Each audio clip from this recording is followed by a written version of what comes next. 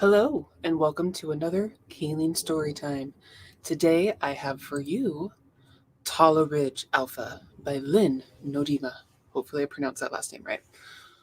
Alright, sending off some linkage in the live chat. There will also be linky poo in the show notes. And we're just going to jump right in. When two teenage wolf shifter alphas square off, who survives? Chapter 1. Levita County Sheriff Cole Jameson absently picked up his coffee cup and sipped. Cold. Making a face, he set it down, the ceramic cup thumping on his ancient wooden desktop.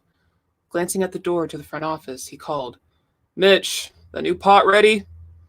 Deputy Mitch Vane leaned into the sheriff's office and grinned. The deputy's great, even teeth, boyish good looks, and meticulously combed hair paid homage to his last name. "Almost, boss." Cole shook his head when Mitch disappeared into the front office and sighed before turning back to the bolo he received from the Colorado Bureau of Investigation, a warrant for a gang of 3 bank robbers headed south from Denver. So far, the perpetrators hit 4 banks. 2 bank employees and 1 police officer sustained gun wounds in their last robbery. The words on the bolo faded, mind wandered. Again. Since he escorted Bird to Tala Ridge Ranch for a CPS complaint, he'd found keeping his mind on his duties difficult at best. Werewolves in his county, and they'd been there for years, even before the town was founded in 1886. He heard the front door open and shut, but left it to his deputies to do what whoever it was wanted. "Jameson! Where's Jameson?" He'd never forget that thunderous voice. He winced at the fury in Commander Terrence Bird's roar, stood, and walked to the office door. Deputy Lincoln Stiles's large form blocked Bird's path to the office. "Sir, you need to calm down. I want to see Jameson right now." Tucking his thumbs in his holster belt, Cole tilted his head and narrowed his gaze at his former CO. Dressed in fatigues, combat boots, and a heavy jacket and black cap dusted with snow, all the SEAL commander needed was to be combat ready. All the SEAL commander needed to be combat ready were his weapons.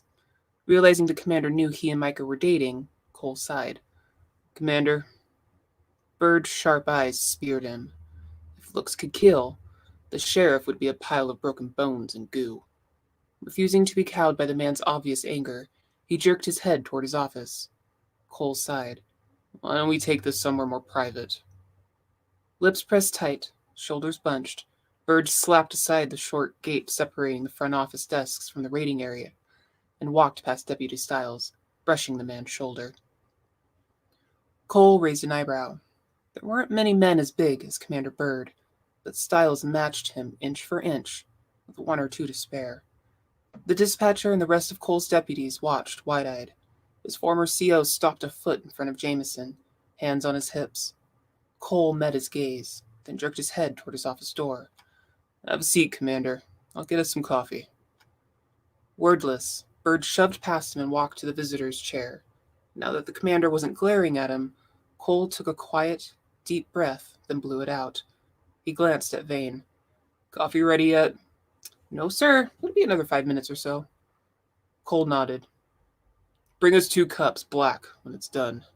Otherwise, y'all get busy." Ignoring the scamper to find something to do, he turned his back on his deputies, took another deep breath, and blew it out. Closing the door behind him, he walked to his desk and sat. "Morning, Commander." Bird leaned forward, askew elbows resting on the arms of his old-fashioned wooden chair. "What the blazes do you think you're doing, Jemison?" "You spoke with Micaiah." "Nah, Mom told me. Said you'd been keeping company with Micaiah since before Christmas." "Yeah, well, that's true." Jameson fixed Bird in a level stare. "I won't hurt her, sir. I'm serious about our relationship." Bird tensed. "If you're just..." "I'm not." Cole opened his top desk drawer and pulled out a small box.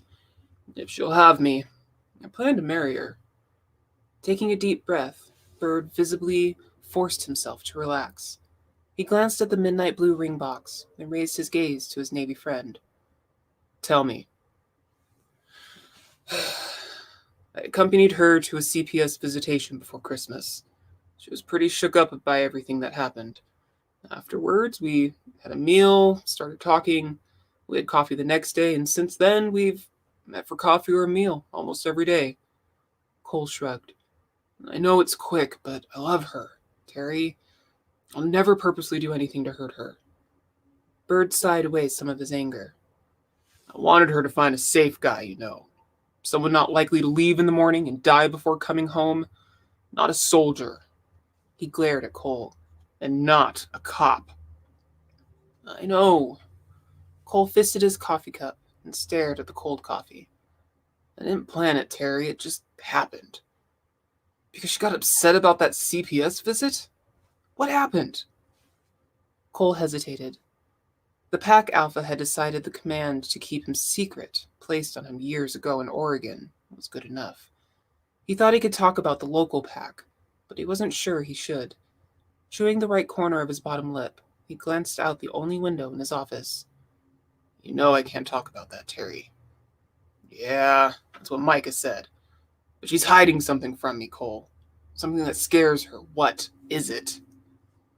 Rubbing an inch above his left eye, Cole opened his mouth, then snapped it shut when a sharp tap sounded on the door.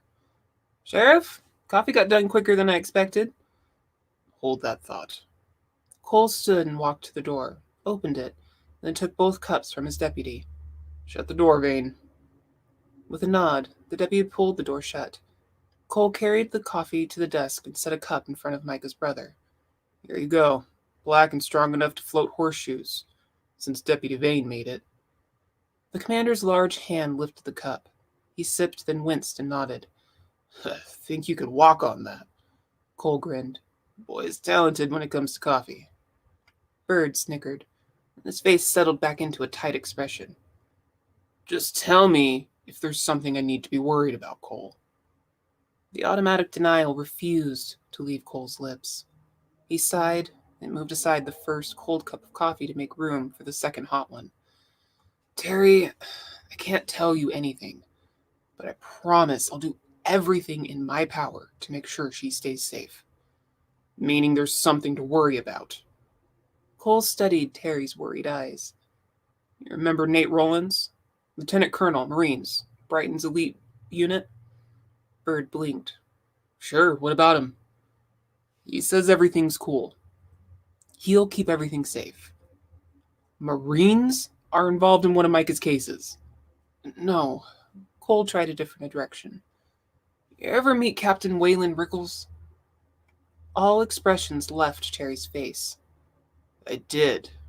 What's he have to do with this? You ever see him? Cole grimaced at the pain erupting in his head.